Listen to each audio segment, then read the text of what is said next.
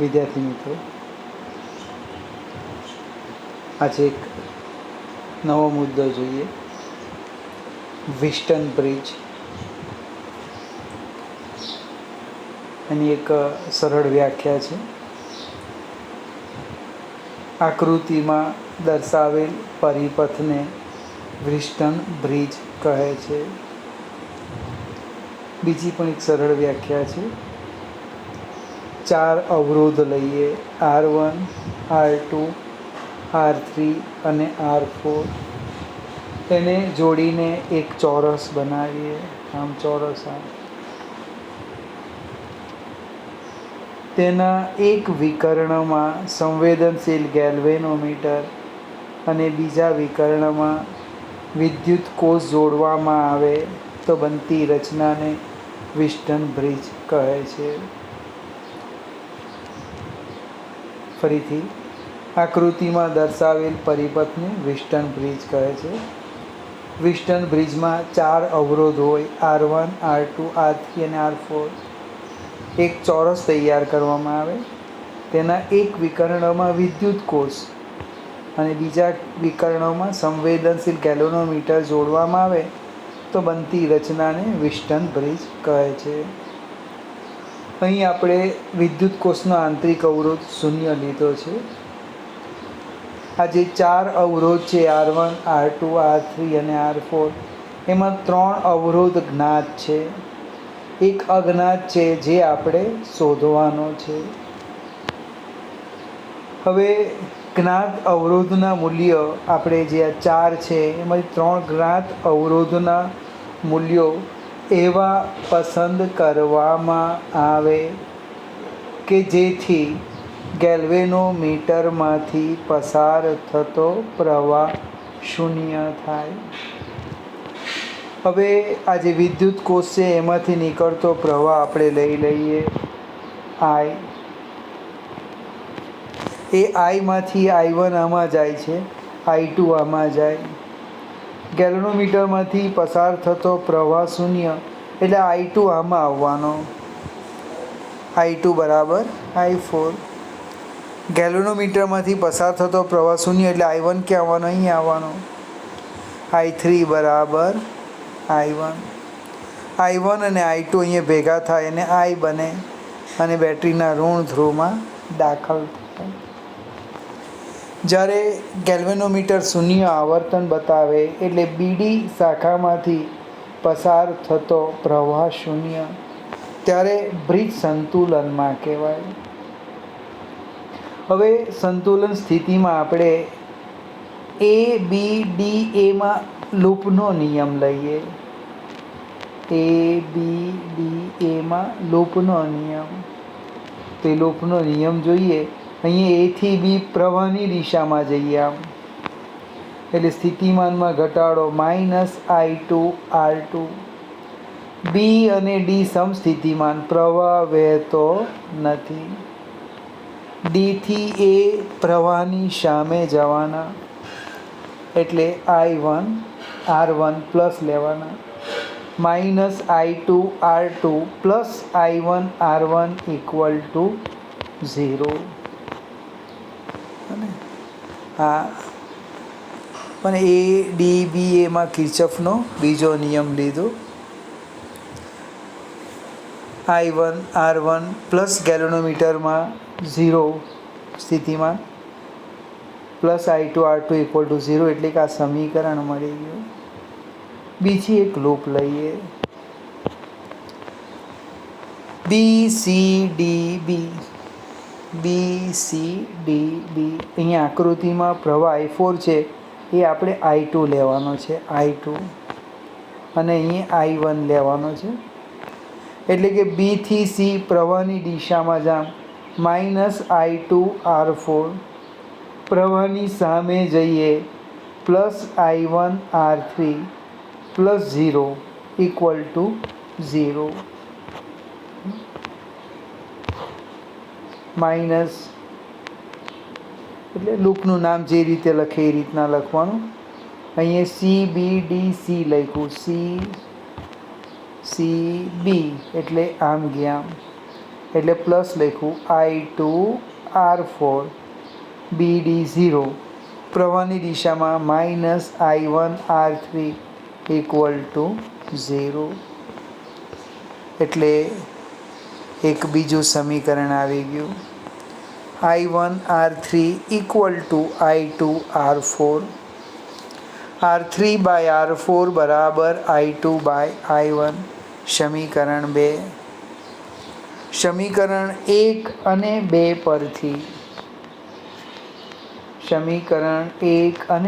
પરથી R1/R2 બરાબર R3/R4 ત્રણ અવરોધ જ્ઞાત છે એટલે આ સમીકરણનો તમે ઉપયોગ કરી એક અજ્ઞાત અવરોધ શોધી શકો. હવે આ ક્યારે લખાય? જ્યારે ગેલ્વેનોમીટર શૂન્ય આવર્તન દર્શાવે ત્યારે. R1/R2 બરાબર R3/R4 R1/R2 આ અવરોધ ભાગ્યા આ અવરોધ બરાબર R3/R4. ફરીથી આમ પણ લખાય R2/R4 બરાબર R1/R3. ટૂંકમાં આ અવરોધ ભાગ્યા આ અવરોધ બરાબર આ અવરોધ ભાગ્યા, અથવા આમ જાઓ તો પણ ચાલે, અથવા ઉપર જાઓ તો પણ ચાલે. આપણે લગભગ 3 કે 4 આપણી પાસે પ્રેક્ટિકલ છે વેસ્ટર્ન બ્રિજના. બીજું ગઈ વખતે 5 માર્કનો દાખલો આ વેસ્ટર્ન બ્રિજ પર આધારિત પૂછાયેલો હતો. આ વખતે પણ સંભાવના પૂછી શકાય. આગળ જઈએ સેજ એક નવા સાધનની વાત કરીએ, પોટેન્શિયોમીટર. પ્રશ્ન આપણો ક્યાં હતો તે જરાક યાદ કરીએ. ટર્મિનલ વોલ્ટેજ લખેલો V બરાબર એપ્સિલોન માઇનસ IR. એટલે ટર્મિનલ વોલ્ટેજ કોષના બે છેડા વચ્ચેનો વોલ્ટેજ એ EMF બરાબર ક્યારે થાય? તો I બરાબર 0 અથવા R બરાબર 0 થાય તો જ V બરાબર એપ્સિલોન લખી શકાય. હવે સાદું ટેબલ વોલ્ટમીટર લઈએ તો એનો અવરોધ 0 નથી. કોષનો આંતરિક અવરોધ કદી 0 આવે ને, એટલે R is not equal to 0. આપણને ખબર જ નથી તો 0 કેવી રીતે કરવાના? બીજો પ્રશ્ન આવ્યો પ્રવાહ. તો આપણે ટેબલ વોલ્ટમીટર લઈએ. હવે એનો પણ અવરોધ છે એ અનંત નથી, એટલે એમાંથી પણ થોડો ઘણો પ્રવાહ પસાર થાય. કહેવાનો અર્થ હું I અથવા Rને 0 કરી શકતો નથી. તો EMF માપવાના કેવી રીતે? એટલે તે સમયે વૈજ્ઞાનિકોને વિચાર આવ્યો હશે કે આપણે કંઈક એવી રચના વિચારીએ કે જેમાં પોટેન્શિયલ ડિફરન્સ સતત બદલી શકાય અને સાથે સાથે માપી પણ શકાય. એ રચના, એનું નામ છે પોટેન્શિયોમીટર. હવે એની મદદથી I 0 કરવાના એ આપણે સમજવાનું છે.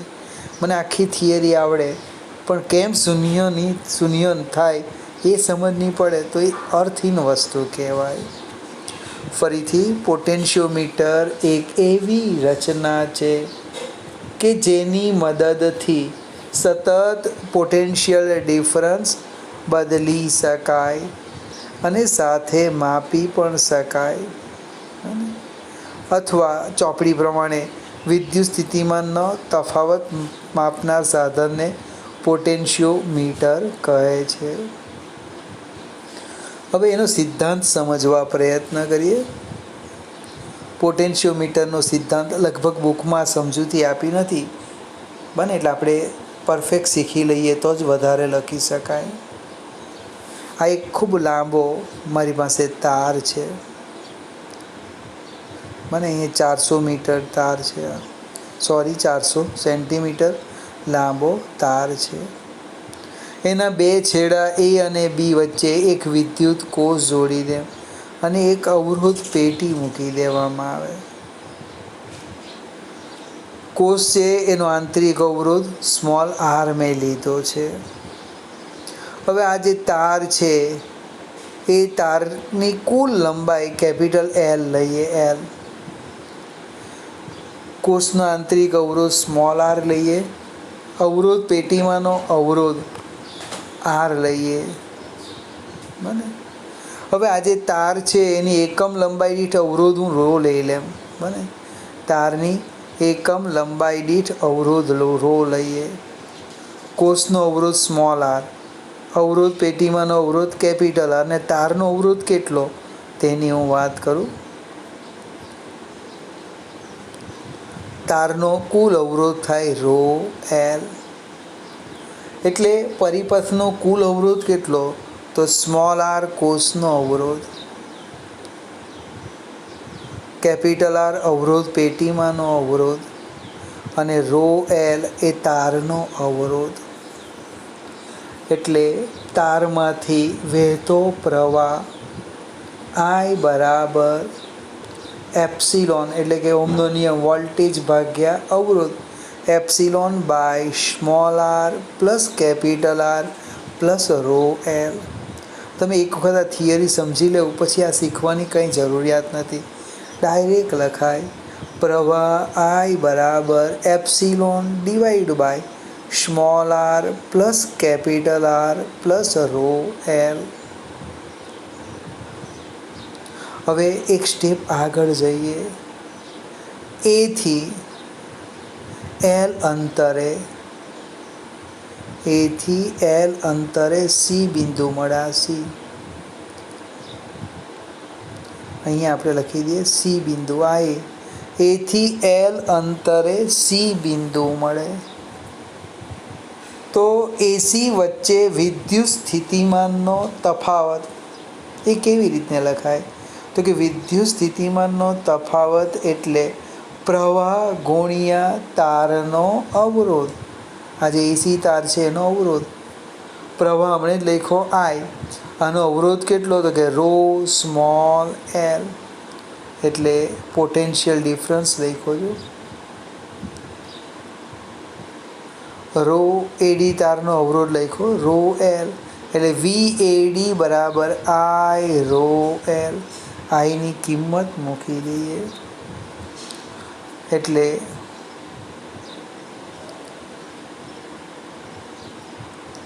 આઈની કિંમત મૂકી epsilon by small R plus capital R plus rho L into rho small L.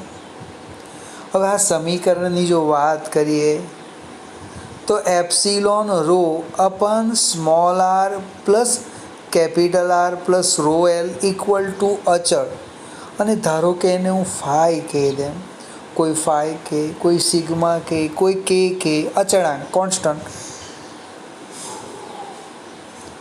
તો VAC બરાબર ફાઈ એલ.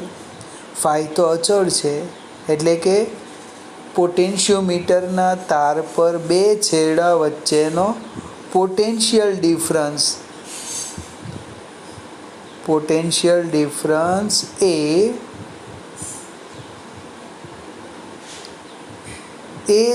બે બિંદુ વચ્ચેના તારની લંબાઈના સમપ્રમાણમાં. લંબાઈ વધે પોટેન્શિયલ ડિફરન્સ વધે, લંબાઈ ઘટે પોટેન્શિયલ ડિફરન્સ ઘટે.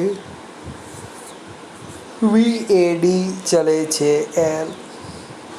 હવે ફાઈને શું કહેવાના, તો ફાઈ એટલે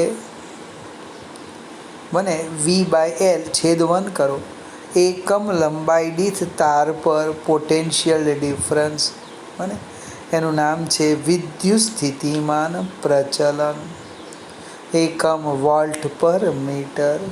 પારિમાણિક સૂત્ર જાતે મેળવી લેવું, ભલે મેં અહીંયા લખ્યું છે પણ કેવી રીતે આવે એ તમારે મેળવી લેવું. ફરીથી ઝડપથી આપણે અવરોધ પેટીમાંનો અવરોધ R1, કોષનો આંતરિક અવરોધ સ્મોલ આર અને તારની એકમ લંબાઈ દીઠ અવરોધ રો એટલે કુલ અવરોધ થાય રો એલ. એ ત્રણે ત્રણ શ્રેણીમાં છે. આ કોષનું જે EMF છે એપ્સિલોન એટલે પ્રવાહ તરત લખાય I બરાબર epsilon small R plus rho L. હવે એથી એલ અંતરે સી બિંદુ મળ્યા તો તેના એ અને સી વચ્ચેનો પોટેન્શિયલ ડિફરન્સ કેટલો લખવાના? તો કે એસી બરાબર આઈ રો એલ એટલે આટલા તારનો અવરોધ. આઈની કિંમત મૂકી અને સાદુરૂપ આપતા અહીં આવી ગયા epsilon rho upon small R plus capital R plus rho L બરાબર અચળ ફાઈ બને એટલે વી બરાબર ફાઈ એલ એટલે V by L equal to phi બને છેદ 1 બને પોટેન્શિયોમીટર તારની એકમ લંબાઈ દીઠ પોટેન્શિયલ ડિફરન્સને પોટેન્શિયલ ડિફરન્સ પ્રચલન કહે છે. હવે આનો ઉપયોગ આપણે હું આવતીકાલે સમજાવીશ. મને એક EMFનો ગુણોત્તર સરખામણી કરવા અને બીજો કોષનો આંતરિક અવરોધ શોધવા. આ બે થિયરી સાથે આપણે લગભગ ત્રીજું ચેપ્ટર પૂરું થશે અને પછી આપણે એક્ઝામ્પલ જોઈશું.